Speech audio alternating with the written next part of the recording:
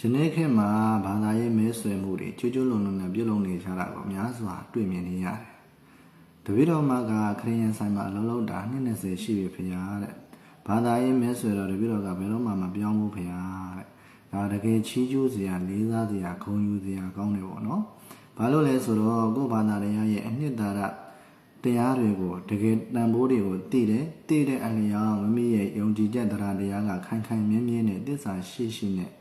ကိုယ်ဘာသာတရားကိုတန်ဖိုးထားပြီးတော့မှကိုယ်ခွေတယ်ဆိုတာဒါတကယ်ချီးကျူးစရာဂုဏ်ယူစရာလေးစားစရာကောင်းပါတယ်။နောက်ထပ်လည်းတရားနှုတ်တွေမပြတ်ဖက်နဲ့တရားနှုတ်ကောင်းတွေနဲ့အများစွာထုံမွမ်းပြီးတော့မှဘဝကိုအကျိုးရှိတန်ត្រာမှာအကျိုးရှိနေနိုင်ပါစေလို့လည်းပဲဦးဇင်းကဒီလိုမျိုးလေးမေတ္တာပို့ဆန္ဒပြုချင်ပါတယ်။ဘာသာရေးမဲဆွယ်မှုတွေနဲ့ပတ်သက်လို့ဦးဇင်းတို့ငယ်စဉ်တောင်ကြီးကလေးဘဝစာမဖတ်တတ်သေးဘူးလေ။အဲ့ဒီအချိန်မှာဦးဇင်းတို့ရွာကိုရောက်လာတဲ့အစာအုပ်ကလေးတွေကိုသတိရမိတယ်။အဲ့ဒီစာအုပ်ကလေးတွေမှာစာတော့မပါဘူး။ရုပ်ပုံလေးတွေနဲ့ဦးဇင်းတို့ကာတွန်းစာအုပ်ကလေးတွေဖတ်တယ်လို့ပဲ။အဲ့ဒီမှာဘာပါလဲဆိုတော့သခင်ယေရှုလဝိုင်းကတ်တိုင်းမှာဘလိုမျိုး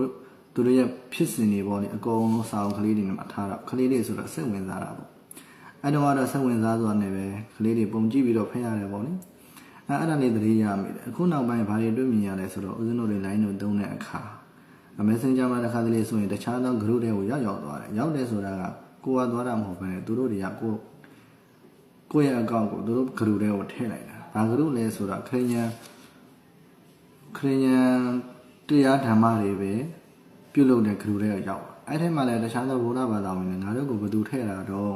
ဘာကြောင့်ထည့်ရတာတော့ဆိုဒီလိုမျိုးစာရေးထားတာတွေ့တယ်ပေါ့ဆိုလိုတာကသူတို့ခရစ်ယာန်တွေကနေပြီးတော့မှဘိုင်ဘယ်ဂရုတွေဖွဲ့ပြီးတော့မှဗုဒ္ဓဘာသာတွေကိုထည့်ပြီးတော့မှသူတို့တရားတွေခေါ်တယ်ဒါတွေလည်းတွေ့နေတယ်အခု line မှာတွေ့မြင်နေတဲ့အခါဈေးတွေကိုတော့လောက်ကောင်းအိမ်တွေကိုတော့လောက်ကောင်းလူတယောက်ချင်းစီတော့လောက်ကောင်းလိုက်ပြီးတော့မှမဲဆွေနေတာအများကြီးတွေ့မြင်နေရတယ်ဒါကိုကြည့်ချင်းအဖြစ်စိတ်တော်မကောင်းဘူးပေါ့ဘာလို့မကောင်းတာလဲဆိုတော့ဒါဟာဂုံတိတ်ခါရှိတဲ့ဘာသာဝင်တယောက်အနေနဲ့ဘယ်ဘာသာပဲဖြစ်ဒါလုံးတင်လောက်ထိုက်တဲ့အရာမဟုတ်ဘူးဆိုတာကိုသူတို့တွေးပြီးတော့မှစိတ်မကောင်းဖြစ်ရတယ်ပေါ့နော်အဲ့တော့ဦးဇင်းကဗာစဉ်းစားမိလဲဆိုတာတကယ်တန်ဖိုးရှိတဲ့စိန်ရှုံရတနာကြောက်တံပရံများတွေကိုဘယ်သူမှကစုံရွတ်တို့ချောင်အောင်ရွတ်တို့အိမ်တက်အိမ်စင်လုပ်ပြီးတော့မှအရှက်တဲ့ခါမဲ့စွာနဲ့ဂုံတိတ်ခါကင်းစွာနဲ့လိုက်ပြီးတော့မှရောင်းမနေဘူးဆိုတာလေးကိုကြည့်ပြီးတော့ကိုယ့်ရဲ့တန်ဖိုးရှိလာတဲ့ဘာသာတရားကိုလေးစားမိတယ်ခုံယူမိတယ်ကြီးညိုမိတယ်ပေါ့ဗျာ